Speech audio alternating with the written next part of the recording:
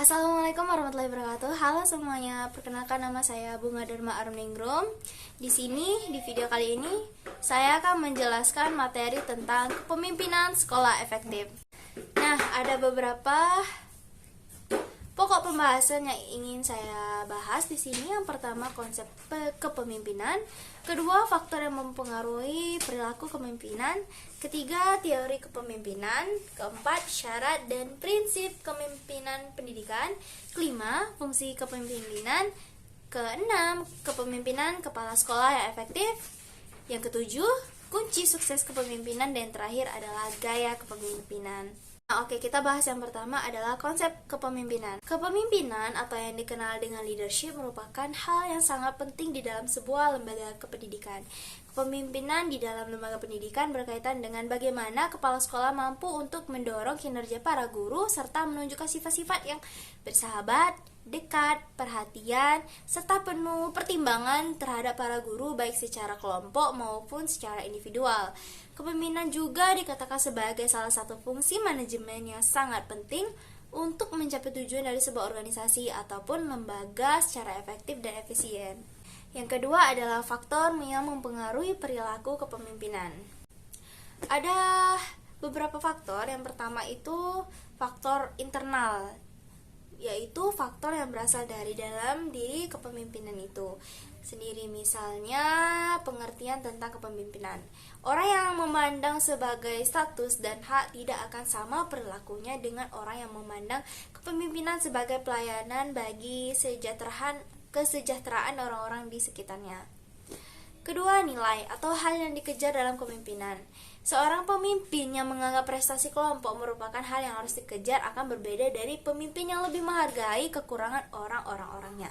Yang ketiga, cara orang yang menduduki pangkat kepemimpinannya. Orang yang memimpin karena diangkat bukan karena kecakapan akan berbeda dari orang yang menjadi pemimpin karena kecakapan sudah terbukti.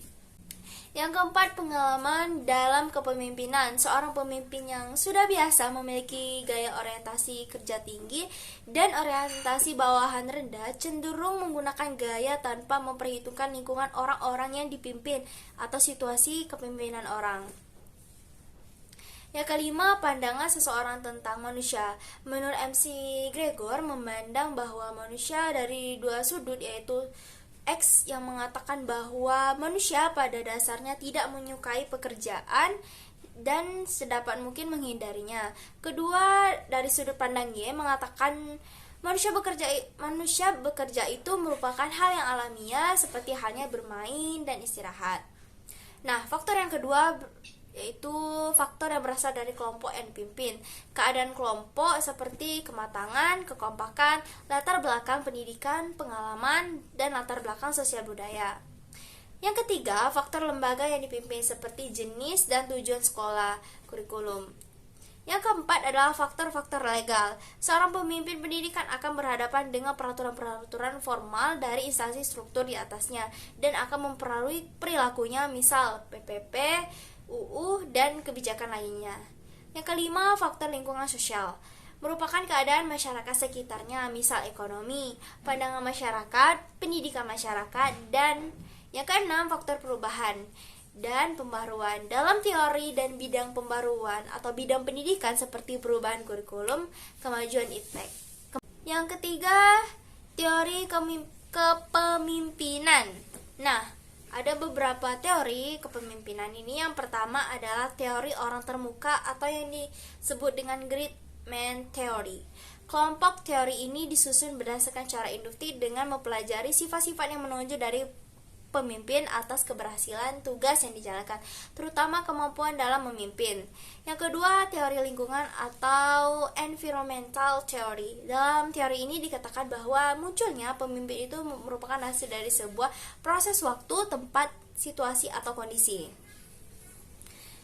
Yang ketiga adalah teori pribadi dan situasi yang disebut dengan personal situation theory. Teori ini merupakan kombinasi dari kedua teori yang telah saya sebutkan tadi. Teori ini pada dasarnya mengaku bahwa kepemimpinan merupakan gabungan dari 3 faktor. Yang pertama, perangai atau sifat pribadi pemimpin. Kedua, sifat dari kelompok dan anggota. Dan ketiga, kejadian atau masalah-masalah yang dihadapi kelompok. Teori yang keempat adalah teori interaksi dan harapan, yang disebut dengan interaction expectation theory. Teori ini mempunyai 3 variabel. Yang pertama aktivitas, kedua interaksi, dan yang ketiga sentimen atau harapan. Teori kelima adalah teori humanistik. Teori ini melihat manusia sebagai motivasi organisme yang memiliki struktur dan sistem kontrol tertentu. Di antara tokohnya adalah Descartes. Ia menyatakan bahwa kepemimpinan merupakan suatu proses yang saling berhubungan, di mana seseorang pemimpin harus memperhitungkan harapan-harapan dan nilai-nilai dan keterampilan individual dari mereka yang terlibat dalam interaksi. Yang kedua, masyarakat dan prinsip kepemimpinan pendidikan. Yang pertama, seorang pemimpin harus memiliki kepribadian yang terpuji, antara lain periang, ramah, bersemangat, pemberani, murah hati, spontan, percaya diri, dan memiliki kepekaan sosial yang tinggi. Kedua, paham dan menguasai tujuan yang hendak dicapai dan mampu mengkomunikasikan kepada bawahan. Yang ketiga, memiliki wawasan yang luas di bidang tugasnya dan bidang-bidang yang lainnya yang relevan. Yang keempat, berpegang pada prinsip-prinsip umum kependidikan yang meliputi konstruktif, kooperatif, kreatif, partisipatif. Pendelegasian yang baik atau proporsional, memahami dan menerapkan prinsip kepemimpinan Pancasila yang dikembangkan Ki Hajar Dewantara. Yang fungsi kepemimpinan. Nah, ada banyak fungsi kepemimpinan. Yang pertama, fungsi instruksi. Fungsi ini bersifat komunikasi satu arah. Pemimpin sebagai komunikator merupakan pihak yang menentukan apa, bagaimana, bila mana, dan di mana perintah itu dikerjakan agar keputusannya dapat dilakukan secara efektif. Kedua, fungsi konsultasi. Fungsi ini bersifat komunikasi dua arah. Konsultasi itu dimaksudkan untuk memperoleh masukan, beberapa umpan balik atau feedback untuk memperbaiki dan menyempurnakan keputusan-keputusan yang ditetapkan dan dilaksanakan. Ketiga, fungsi partisipasi. Dalam fungsi ini, pemimpin berusaha mengaktifkan orang-orang yang dipimpinnya. Partisipasi tidak berarti bebas melakukan semuanya, tetapi dilakukan secara terkendali dan terarah, berupaya kerjasama dengan tidak mencampuri atau mengambil tugas pokok orang lain. Fungsi yang keempat adalah fungsi delegasi. Fungsi ini dilaksanakan dengan memberikan pelimpahan wewenang membuat atau menetapkan keputusan baik melalui persetujuan maupun tidak dari atasan. Fungsi yang kelima adalah fungsi pengendalian. Fungsi ini bermaksud bahwa kepemimpinan yang efektif mampu mengatur aktivitas anggotanya secara terarah dan koordinasi yang efektif sehingga memungkinkan tercapainya tujuan bersama secara maksimal. Yang kepemimpinan kepala sekolah yang efektif.